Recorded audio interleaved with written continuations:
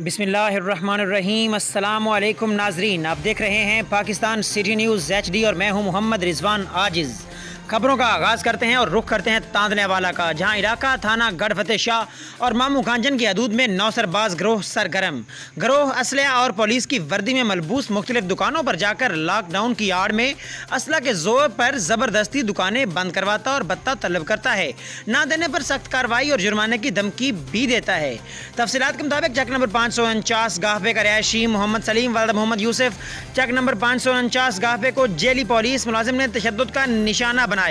3 नौसरबाज जो कि 550 गाहफे के रिहायशी हैं, रात की तारीकी में 549 और 550 के दुकानदारों को भी डरा धमका कर रिश्वत वसूल करते रहे, जिसमें नाजिम और काशिफ और उनका साथी जेली पुलिस मुलाजिम जो पुलिस की वर्दी और पिस्तौल के साथ डराते धमकाते रहे और मोहम्मद सलीम वालिद मोहम्मद यूसुफ को तशद्दुद का निशाना भी बनाया। इलाके की मोतबर शख्सियात को इल्म होने पर तीनों नौसरबाज फरार होने में कामयाब हो गए हैं। दुकानदारों का इस हवाले से मजीद क्या कहना था, आइए आपको सुनवाते हैं। ਅਸੀਂ ਗਰੀਬ ਬੰਦੇ ਆ, ਮਿਹਨਤ ਮਜ਼ਦੂਰੀ ਕਰਨੇ ਵਾਲੇ ਤੇ ਸਾਡੇ ਗਾँव ਦਾ ਹੀ ਆ ਲੜਕਾ ਮੁਹੰਮਦ ਨਾਜ਼ਰਵਾਲ ਪੁਲਿਸ ਵਾਲਾ ਸੀਗਾ ਤੇ ਪਿਸਟਲ ਉਹਦਾ ਗੋਲ ਸੀਗਾ ਜੀ। ਆ ਕੇ ਸਾਨੂੰ ਰਾਤ ਨੂੰ ਆਇਆ ਜੀ, ਤੁਹਾਨੂੰ ਨੋਟਿਸ ਆਇਆ ਸੀਗਾ, ਸਾਨੂੰ ਕਿਸੇ ਕਿਸਮ ਦਾ ਨੋਟਿਸ ਨਹੀਂ ਆਇਆ ਤੇ ਤੁਹਾਨੂੰ ਜੁਰਮਾਨਾ ਕਰਨਾ 20,000 ਬੱਤਾ ਕੋਰੀ ਇੱਥੇ ਦਿਓ, ਫਲਾਨਾ ਕਰੋ, ਇਹ ਕਰੋ, ਇਹ ਗੱਲ ਧਮਕੇ ਧਮਕੇ ਦਿੰਦਾ ਰਿਹਾ ਜੀ। ਇਸ ਲਈ ਸਾਡੇ ਬਾਰੇ ਕੁਝ ਸੋਚਿਆ ਜਾਵੇ ਜੀ। ਇਸ ਬੈਗ ਨਹੀਂ ਸੀ ਤੁਹਾਡੇ ਤੋਂ ਹਟ ਕੇ ਵੀ ਕਿਸੇ ਦੁਕਾਨ ਤੇ ਗਏ ਨੇ?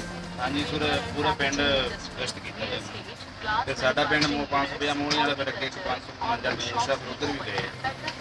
ਠੀਕ ਹੈ। ਅਸਲਾਮ ਵਾਲੇਕੁਮ। ਵਾਲੇਕੁਮ। ਕੀ ਨਾਮ ਜੀ ਤੁਹਾਡਾ? ਮੁਹੰਮਦ ਸਲੀਮ ਵਾਲਿਦ ਮੁਹੰਮਦ ਯੂਸੁਫ, ਚੈੱਕ ਨੰਬਰ 549 ਥਾਣਾ ਗੜ੍ਹ। ਅੱਛਾ, ਤੇ ਕੀ ਵਾਕਿਆ ਤੁਹਾਡੇ ਨਾਲ ਕੀ ਬਣਿਆ ਹੈ? ਮੈਂ ਆਪਣੇ ਘਰ 'ਚ ਬੈਠਾ ਤੇ ਮੋਹਲੀਆਂ ਵਾਲੇ ਦਾ ਨਾਜ਼ਮ ਜੋਈਆ ਜਾਲੀ ਪੁਲਿਸ ਅਫਸਰ ਬਣ ਕੇ ਆਇਆ।